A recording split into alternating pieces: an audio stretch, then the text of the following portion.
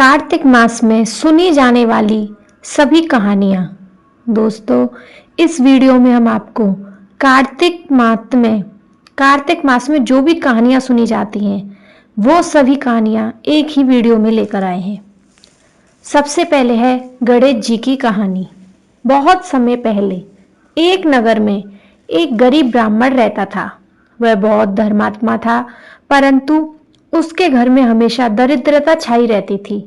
वह प्रतिदिन भगवान गणेश जी की पूजा करता, पर मन में एक दुख था कि उसके पास धन नहीं है, ना ही परिवार में सुख शांति है। एक दिन वह बहुत निराश होकर मंदिर गया और वहां बैठकर रोने लगा। उसी समय वहां एक वृद्ध साधु आए। उनसे पूछा, बेटा तू इतना दुखी क्यों है? ब्राह्मण ने कहा, भगवान की पूजा तो करता हूं, लेकिन जीवन में न सुख है न धन है। साधु मुस्कुराए और बोले, बेटा कार्तिक मास आने वाला है। यदि तू इस मास में पूरे श्रद्धा भाव से भगवान गणेश जी की पूजा करेगा, रोज प्रातःकाल स्नान कर दीप जलाएगा, गणपति मंत्र ओम गण गणपते नमः का जाप करेगा और कार्तिक मास के आखिरी दिन गरीबों को भोजन कराएगा, तो तेरा सारा दुख मिट जाएगा। ब्राह्मण ने वैसा ही किया। कार्तिक मास में प्रतिदिन सूर्योदय से पहले उठकर स्नान किया, गणेश जी के सामने दीपक जलाया, दुर्वा मोदक और लाल फूल चढ़ाए और रोज गणेश चालीसा पढ़ी। महीने के अंत में जब उसके गरीबों को भोजन कराया, तभी एक दिव्य ज्योति प्रकट हुई और गणेश जी स्वयं उसके सामने प्रकट हुए। गणेश जी ने कहा, वत्स तूने श्रद्धा और भक्ति से मेरी पूजा की है, तेरे सभी कष्ट समाप्त हो गए हैं, अब तेरे घर लक्ष्मी का वास होगा। ऐसा कहते हैं कि गणेश जी अदृश्य हो गए और अगले ही दिन से ब्राह्मण के घर धन धान्य और सुख की वर्षा होने लगी। उस दिन से उसने प्रण लिया कि वह हर कार्तिक मास में गणेश पूजन और दीपदान करेगा। कार्तिक मास में गणेश जी की पूजा करने से बुद्धि, धन, सुख और समृद्धि प्राप्त होती है। जो व्यक्ति इस मास में गणेश जी को दुर्वा, मोदक और दीप समर्पित करता है, उसके घर में दरिद्रता, कलेश और विघ्न दूर हो जाते हैं। दूसरी कहानी है एक कटोरा खिचड़ी की कहानी। कार्तिक मास की बहुत प्रसिद्ध और प्रेरणादायक कथा है। यह बताती है कि कार्तिक मास में थोड़ा सा भी दान या भोग भगवान को श्रद्धा से चढ़ाया जाए तो वह अनंत पुण्य का कारण बनता है। कार्तिक मास में एक कटोरा खिचड़ी की कहानी। बहुत समय पहले की बात है। एक छोटा सा गांव था। वहां एक गरीब बूढ़ी महिला रहती थी। उसका कोई परिवार नहीं था। वह दिन भर गांव में काम करके शाम को थोड़ा बहुत अन्न जुटा पाती थी। फिर भी उसके मन में भगवान के लिए गहरी श्रद्धा थी। एक दिन गांव में घोषणा हुई, कार्तिक मास का पवित्र महीना आ गया है। जो भी इस महीने भगवान विष्णु, तुलसी और ब्राह्मणों की सेवा करेगा, उसे मोक्ष प्राप्त होगा। बूढ़ी अम्मा के मन में विचार आया, मेरे पास तो न सोना है, न चांदी, न वस्त्र, पर क्या मैं भगवान को कुछ भेंट नहीं कर सकती? उसने मन ही मन कहा, भगवान को धन नहीं चाहिए, उन्हें तो भक्ति चाहिए। उसने उसी दिन अपने पास बचा हुआ थोड़ा सा चावल, मूंग दाल और नमक लिया। एक छोटी हांडी में खिचड़ी बनाई। जब वह तैयार हो गई तो अम्मा ने तुलसी के पौधे के नीचे दीप जलाया और कहा, हे प्रभु, यह मेरी श्रद्धा है, इसे स्वीकार करो। वह बोल ही रही थी कि तभी एक साधु वहां आ पहुंचे। साधु ने कहा, माँ बहुत भूख लगी है, कुछ खाने को मिलेगा? अम्मा ने हंसकर कहा, बाबा मेरे पास तो बस एक कटोरा खिचड़ी है, वही ले लीजिए। साधु ने प्रसन्न होकर वह खिचड़ी खाई और कहा, माँ तेरी यह खिचड़ी भगवान स्वयं प्रसाद के रूप में स्वीकार करेंगे। ये कहकर साधु वहां से चले गए। रात को जब अम्मा सोई तो उसे स्वप्न में भगवान विष्णु और देवी लक्ष्मी दिखाई दिए। भगवान बोले, वत्स आज तूने एक कटोरा खिचड़ी श्रद्धा से दी है, वह हमारे लिए सोने के थाल में रखे अमृत समान है। तूने जो दिया वह प्रेम से दिया, इसलिए तू अनंत पुण्य की भागनी बनेगी। अगले दिन जब अम्मा उठी तो देखा कि उसका छोटा सा झोपड़ा सोने चांदी के बर्तनों और अन्न से भरा हुआ है। गांव वाले चकित रह गए। उसने सबको बताया, यह भगवान की कृपा है, मैंने तो केवल एक कटोरा खिचड़ी दी थी, पर भगवान ने मुझे पूरा संसार दे दिया। कार्तिक मास में थोड़ा सा भी दान, दीपदान या भोग यदि श्रद्धा और प्रेम से किया जाए तो उसका फल अनंत होता है।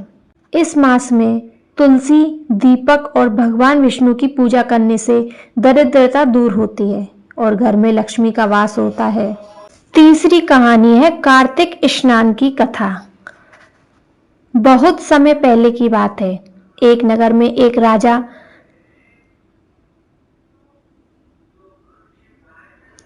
ब्राह्मण रहता था। वह बहुत ज्ञानी था, लेकिन उसके जीवन में एक बुरी आदत थी। वह दूसरों की निंदा करता था और हर किसी से क्रोध से बात करता था। उसके इस व्यवहार के कारण कोई भी उससे प्रेम नहीं करता था। एक दिन वह गंभीर रूप से बीमार पड़ गया। मृत्यु के बाद यमदूत उसे पकड़कर यमलोक ले गए। यमराज ने उससे कहा, हे ब्राह्मण, तूने बहुत ज्ञान अर्जित किया, पर जीवन भर क्रोध, निंदा और अहंकार किया, इसलिए तुझे नरक में भेजा जाएगा।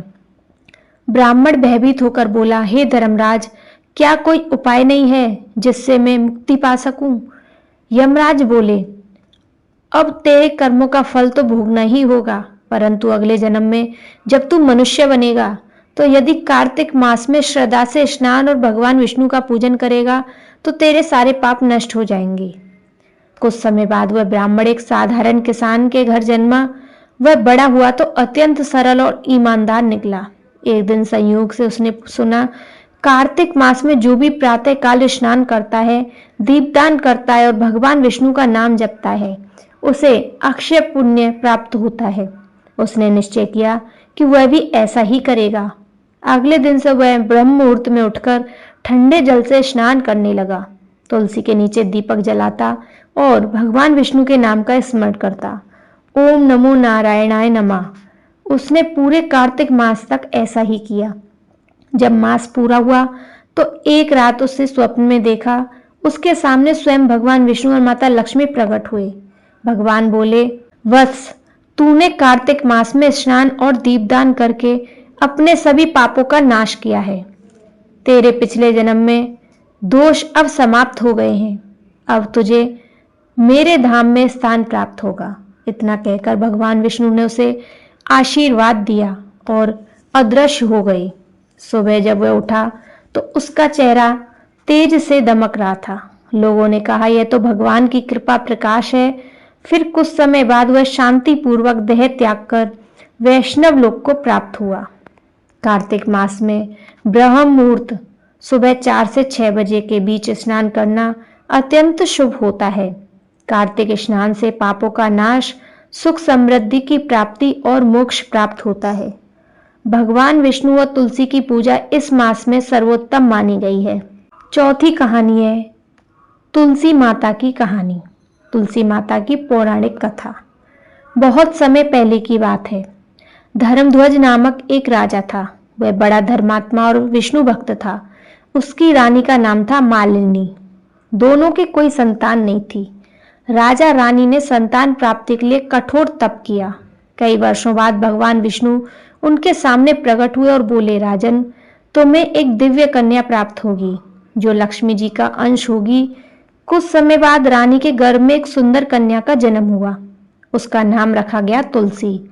तुलसी छोटी उम्र से ही भगवान विष्णु की अनन्य भक्त थी। वह बचपन से ही जंगल में जाकर भगवान का ध्यान करती थी। बड़ी होने पर तुलसी ने घोर तपस्या की। 3000 वर्षों तक उसने केवल जल पिया, फिर वायु पर जीवित रही। उसकी तपस्या से पूरा ब्रह्मांड कांप उठा। तब भगवान ब्रह्मा प्रकट हुए और बोले, वत्स, तू कौन है और क्या चाहती है? तुलसी बोली, प्रभु, मैं भगवान विष्णु को पति के रूप में पाना चाहती हूँ। ब्रह्मा जी ने कहा, वत्स, इस जन्म में तू शंखचूड़ नामक असुर से विवाह करेगी, जो एक महान शिव भक्त और पूर्व जन्म में तुलसी का प्रिय था। अगले जन्म में तू स्वयं वृंदा तुलसी बनकर भगवान विष्णु की पत्नी बनेगी। ब्रह्मा जी के वचन अनुसार तुलसी ने शंखचूड़ से विवाह किया। शंखचूड़ बहुत पराक्रमी और सत्यवान था। उसकी भक्ति और तुलसी माता की पतिव्रता शक्ति के कारण देवता उसे पराजित नहीं कर पाते थे।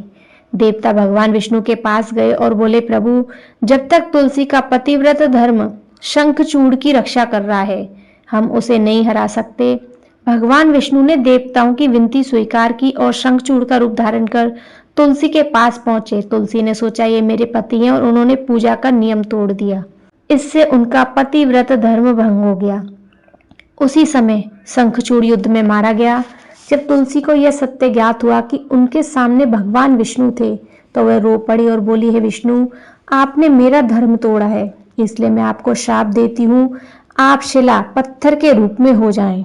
भगवान विष्णु ने शांत स्वर में कहा, माता, यह सब लोक कल्याण के लिए हुआ है, तुम सदा मेरी प्रिय रहोगी, तुम्हारा शरीर तुलसी पौधे के रूप में धरा पर रहेगा और मैं तुम्हारे बिना कोई पूजा स्वीकार नहीं करूंगा। इसके बाद भगवान विष्णु ने तुलसी को वरदान दिया, कार्तिक मास की शुक्ल एकादशी देवउठनी एकादशी के दिन हमारा विवाह होगा। यह विवाह जो कोई मनुष्य करेगा उसे वही फल प्राप्त होगा जो कन्यादान से मिलता है। तब से हर वर्ष कार्तिक मास की देवउठनी एकादशी के दिन तुलसी विवाह की पवित्र पर्व मनाया जाता है। इसी दिन तुलसी जी का विवाह शालिग्राम जी भगवान विष्णु के रूप से किया जाता है। तुलसी माता शुद्धता, भक्ति और पतिव्रता की प्रतीक है। कार्तिक मास में तुलसी पूजन, दीपदान और तुलसी विवाह करने से घर में लक्ष्मी का वास होता है। भगवान विष्णु की कोई भी पूजा तुलसी दल के बिना अधूरी मानी जाती है। 5वीं कहानी है गंगा जमुना की कहानी। बहुत समय पहले की बात है। सतयुग में सत्यकेतु नामक एक राजा हुआ करता था। वह बहुत बड़ा धर्मात्मा था, लेकिन एक बार उसने अनजाने में एक ब्राह्मण का अपमान कर दिया। ब्राह्मण ने क्रोध में आकर उसे श्राप दे दिया, राजन, तू अगले जन्म में कुष्ठ रोग से पीड़ित होगा। राजा ने विनम्रता से क्षमा मांगी। ब्राह्मण ने कहा, हे राजन, तू कार्तिक मास में गंगा और यमुना के संगम स्थल पर स्नान करेगा तो तेरा पाप नष्ट हो जाएगा और तुझे पूर्व जन्म का पुण्य वापस मिलेगा। अगला जन्म और गंगा यमुना की कृपा। अगले जन्म में राजा कृष्णदत्त नामक व्यापारी के घर जन्मा। जन्म से ही उसके शरीर में कुष्ठ था। कई वैद्य और साधु देख चुके पर किसी ने रोग नहीं मिटा पाए। एक दिन एक साधु उसके गांव आया। साधु ने कहा, बेटा, कार्तिक मास आ गया है। यदि तू इस मास में प्रयागराज जाकर गंगा यमुना के संगम में स्नान करेगा तो तेरा यह पाप और रोग दोनों दूर हो जाएंगे। वह व्यापारी साधु के वचन सुनकर प्रयागराज त्रिवेणी संगम चला गया। गंगा यमुना के संगम का चमत्कार। कार्तिक मास की अमावस्या की सुबह वह ब्रह्म मुहूर्त में गंगा और यमुना के संगम में गया। वह श्रद्धा से बोला, माँ गंगे, माँ यमुने, मुझे क्षमा करें और मेरा उद्धार करें। फिर उसने दोनों नदियों के पवित्र जल में 3 बार स्नान किया। जैसे ही वह जल से बाहर आया, उसके शरीर के सारे घाव मिट गए, त्वचा चमक उठी और वह पूर्व स्वस्थ हो गया। आकाशवाणी हुई, वत्स, यह कार्तिक मास का प्रभाव है। जो इस महीने गंगा और यमुना में श्रद्धा से स्नान करता है उसे 7 जन्मों के पापों से मुक्ति मिलती है। तब से कार्तिक मास में गंगा और दीपदान का विधान प्रारंभ है। कार्तिक मास में गंगा, यमुना, सरस्वती या किसी भी पवित्र नदी में स्नान करने से जीवन के पाप नष्ट हो जाते हैं। यदि कोई व्यक्ति नदी तक नहीं जा सकता तो घर पर ही जल में गंगा जल मिलाकर स्नान करने से वही फल मिलता है। इस मास में दीपदान, दान पुण्य और भगवान विष्णु की पूजा अत्यंत शुभ होती है। जो व्यक्ति कार्तिक मास में गंगा यमुना के संगम में स्नान करता है, दीपदान करता है और भगवान विष्णु का नाम जपता है, वह मृत्यु के बाद विष्णु लोक को प्राप्त होता है। 6ठी कहानी है पीपल पथवारी की कहानी। बहुत समय पहले की बात है। एक गांव में एक पटवारी गांव का लेखपाल रहता था। वह बहुत चतुर था, परंतु थोड़ा घमंडी और नास्तिक भी था। उसे भगवान, पूजा पाठ या धर्म कर्म में कोई विश्वास नहीं था। गांव के लोग रोज सुबह पीपल के पेड़ के नीचे जाकर जल चढ़ाते, दीपक जलाते और भगवान विष्णु का नाम लेते थे। पटवारी सबको देखता और हंसता, कहता, इस लकड़ी को पानी चढ़ाकर क्या मिलेगा, यह तो अंधविश्वास है। गांव के एक वृद्ध संत ने उससे कहा, बेटा, यह लकड़ी नहीं बल्कि स्वयं भगवान विष्णु का वास स्थान है। जो कार्तिक मास में पीपल की पूजा करता है उसे अनंत पुण्य प्राप्त होता है। पटवारी ने बात को मजाक में उड़ा दिया। कुछ ही समय बाद पटवारी बीमार पड़ गया। कोई औषधि काम नहीं कर रही थी। एक बार उसने सपना देखा, वह पीपल के नीचे खड़ा है और वहां से एक दिव्य प्रकाश निकल रहा है।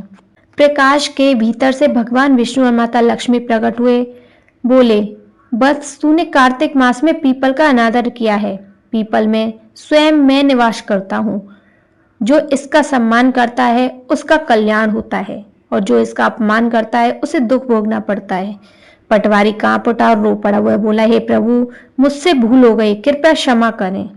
भगवान विष्णु बोले, यदि तू कार्तिक मास में श्रद्धा से पीपल की पूजा करेगा, दीपक जलाएगा और भक्ति करेगा तो तेरे सभी पाप नष्ट हो जाएंगे।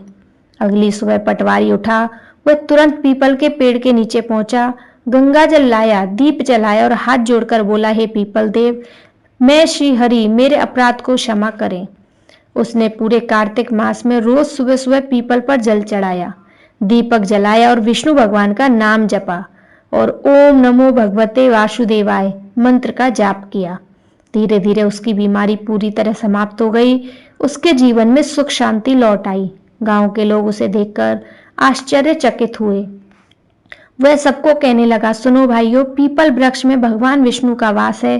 कार्तिक मास में इसकी पूजा करने से हर दुख मिटता है। मैंने अनुभव किया है, यह केवल पेड़ नहीं, यह स्वयं प्रभु का स्वरूप है। पीपल वृक्ष में भगवान विष्णु, ब्रह्मा और शिव तीनों का वास बताया गया है। कार्तिक मास में पीपल पर जल चढ़ाना, दीप जलाना और प्रदक्षिणा करना अत्यंत शुभ होता है। शनिवार और कार्तिक अमावस्या के दिन पीपल पूजन से पितृदोष, शनि दोष और पाप नष्ट होते हैं। 7वीं कहानी है कार्तिक मास में सुनी जाने वाली नगर बसेरा की कहानी। बहुत समय पहले की बात है। एक नगर था, भद्रावतीपुर। उस नगर का राजा बहुत न्यायप्रिय और दानी था।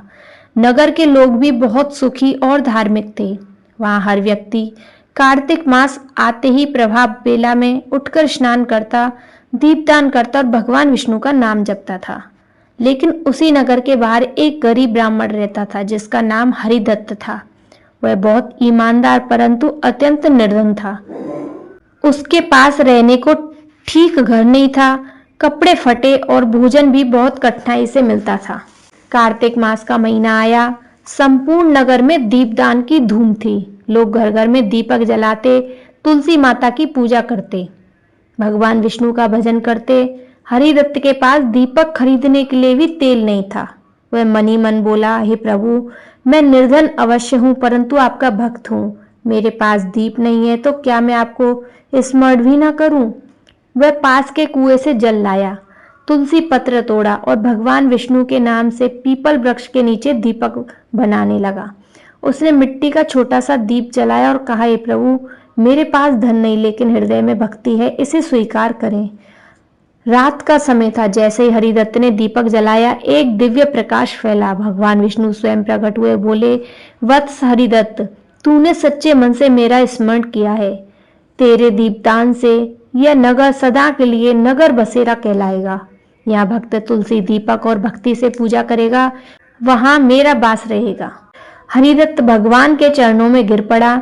भगवान बोले, आज से इस स्थान को नगर बसेरा कहा जाएगा क्योंकि यहाँ भक्ति का बसेरा है और यहाँ से किसी अंधकार की कोई सीमा नहीं है। यहाँ पर कोई अंधकार नहीं होगा। सुबह जब नगरवासियों ने देखा जहाँ हरिदत्त ने दीपक जलाया था वहाँ चारों ओर प्रकाश ही प्रकाश था। राजा स्वयं वहां पहुंचा। हरिदत्त ने सबको यही कथा सुनाई। राजा बोला, हे ब्राह्मण, तेरा नाम अमर हो गया है। आज से इस नगर में कार्तिक मास में हर वर्ष नगर बसेरा दीपदान किया जाएगा। उस दिन से पूरे नगर में परंपरा शुरू हुई। कार्तिक मास में हर व्यक्ति अपने घर के सामने दीपक जलाएगा। 8वीं कहानी है सास बहू की कहानी। कार्तिक मास में सुनी जाने वाली सास बहू की कहानी। बहुत समय पहले की बात है। एक गांव में एक सास और बहू रहती थी। बहू बहुत श्रद्धालु थी। हर रोज सूर्योदय से पहले उठकर स्नान करती, तुलसी माता की पूजा करती और दीपक जलाती थी। वह कार्तिक मास के पूरे महीने भगवान विष्णु की भक्ति करती। पर सास बहुत क्रोधित स्वभाव की थी। उसे लगता था कि बहू पूजा पाठ में समय व्यर्थ करती है। वह अक्सर डांट देती थी उसे। दिन रात पूजा करती रहती है, कुछ घर का काम भी कर लिया कर। फिर भी बहू चुपचाप भक्ति करती रही। कार्तिक मास के अंत में जब पूर्णिमा आई तब भगवान विष्णु स्वयं ब्राह्मण के रूप में उसके घर आए। उन्होंने बहू से कहा, बेटी, तेरी श्रद्धा और भक्ति से मैं प्रसन्न हूँ। माँ तुलसी भी तुमसे बहुत प्रसन्न है। जो कोई इस मास में तुलसी पूजा करेगा उसे सुख, धन और मोक्ष मिलेगा। सास ने यह सब देखा तो उसे बहुत पछतावा हुआ। उसने बहू से क्षमा मांगी और स्वयं भी तुलसी माता की पूजा करना शुरू कर दी। तब भगवान विष्णु ने आकाशवाणी की, जो स्त्री कार्तिक मास में तुलसी पूजन, दीपदान और भगवान का नाम जप करेगी वह अपने कुल को तार देती है। तब से सास बहू दोनों ने मिलकर हर वर्ष कार्तिक मास में तुलसी माता की पूजा की और घर उसका सुख शांति से भर गया। कार्तिक मास में सच्चे मन से भगवान विष्णु और तुलसी माता की पूजा करने से घर में प्यार, समृद्धि और सौभाग्य बना रहता है। 9वीं कहानी है 7 कोठों की कहानी। बहुत समय पहले की बात है। एक गांव में एक गरीब ब्राह्मण रहता था। उसके पास रहने को ठीक घर नहीं था। झोपड़ी में मिट्टी और लकड़ी से बना छोटा सा आश्रय भी उसका था। फिर भी उसका हृदय भगवान के प्रेम और भक्ति से भरा हुआ था। कार्तिक मास आया। पूरे गांव में दीप जल रहे थे। लोग तुलसी पूजन और भगवान विष्णु की भक्ति कर रहे थे। ब्राह्मण के पास दीपक और तेल नहीं थे, लेकिन वह अपने छोटे से हृदय में भक्ति लिए जागा और वह सोचता रहा, हे प्रभु, मेरे पास कुछ नहीं है पर मेरा हृदय आपके लिए है, इसे स्वीकार करें। उस समय गांव में एक वृद्ध साधु आए। उन्होंने ब्राह्मण से कहा, बेटा, कार्तिक मास में यदि तू 7 अलग अलग घरों में दीप जलाए और गरीबों को भोजन कराए तो तेरे सभी पाप नष्ट हो जाएंगे और तू सदा सुखी रहेगा। ब्राह्मण ने निश्चय किया कि प्रभु, मैं ऐसा करूंगा। ब्राह्मण ने पहले 4 घरों में दीप जलाए और गरीबों को भोजन कराया। वह सुबह उठकर स्नान करता, तुलसी माता को जल अर्पित करता और हाथ जोड़कर कहता, हे प्रभु, यह दीप मेरी श्रद्धा का प्रतीक है। पहले 4 कोठों में उसका काम खत्म होने पर गांव के लोग उसे देखकर आश्चर्यचकित थे। किसी ने पूछा, तुम इतने निर्धन हो फिर भी इतने दीप और भोजन कैसे? ब्राह्मण मुस्कुराकर बोला, भक्ति और मन की शुद्धता से कोई भी काम संभव है, भगवान देख रहे हैं। फिर उसने अंतिम 3 कोठों में भी वही कार्य किया।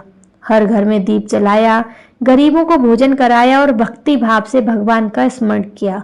जैसे ही 7वां घर समाप्त हुआ, अचानक चारों ओर दिव्य प्रकाश फैल उठा। ब्राह्मण के सामने भगवान विष्णु प्रकट हुए। भगवान बोले, वत्स, तूने 7 कोठों में दीप जलाया और गरीबों को भोजन कराया, तेरे सभी पाप नष्ट हो गए। अब तेरा घर और जीवन सुख समृद्धि से भरा रहेगा। ब्राह्मण ने अपने हाथ जोड़े और कहा, प्रभु, मैं केवल आपके प्रेम और भक्ति के लिए यह सब किया।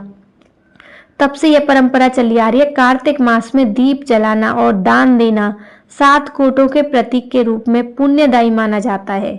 जो व्यक्ति श्रद्धा और भक्ति से दीप जलाता है और दान करता है, उसके घर में सौभाग्य, सुख और शांति बनी रहती है।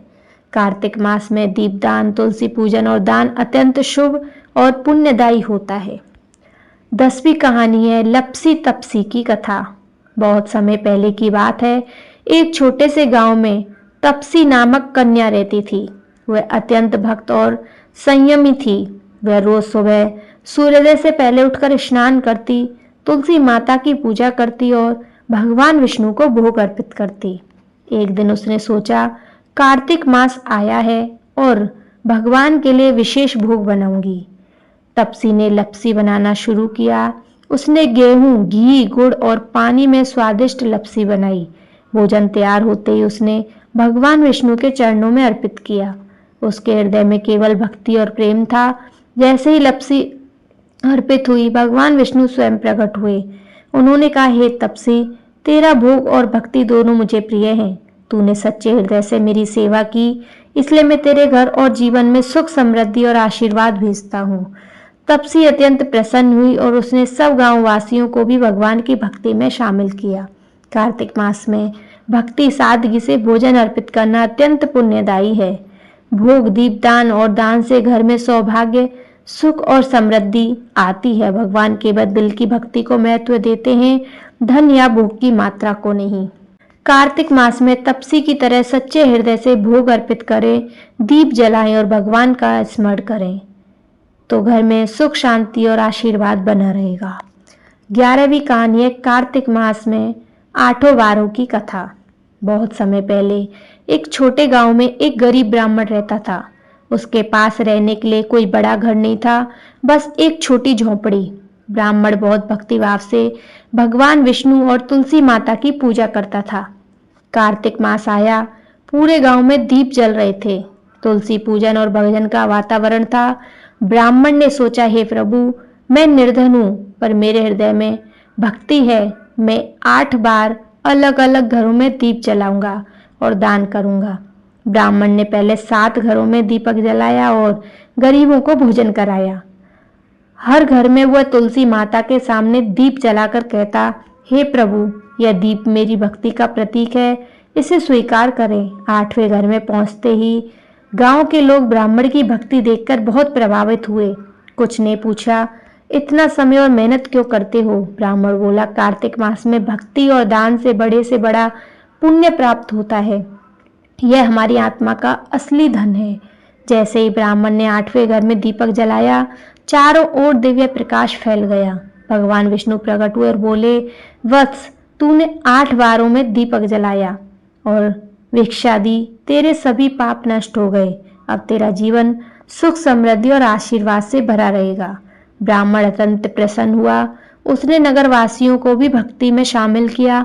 तब से यह परंपरा चली। कार्तिक मास में 8 बार दीप जलाना और दान देना अत्यंत पुण्यदायी माना जाता है। कार्तिक मास में 8 बार दीप दान और दान से सभी पाप नष्ट हो जाते हैं। घर और जीवन में सुख, शांति और समृद्धि आती है। भगवान केवल मन की भक्ति देखते हैं, धन या भोग की मात्रा नहीं। 7 बार नहीं, 8 बार दीप जलाएं और दान करें। कार्तिक मास में किया गया यह पुण्य आपके जीवन को उज्जवल और धन धान्य बना देता है। बोलो कार्तिक महत्व की जय।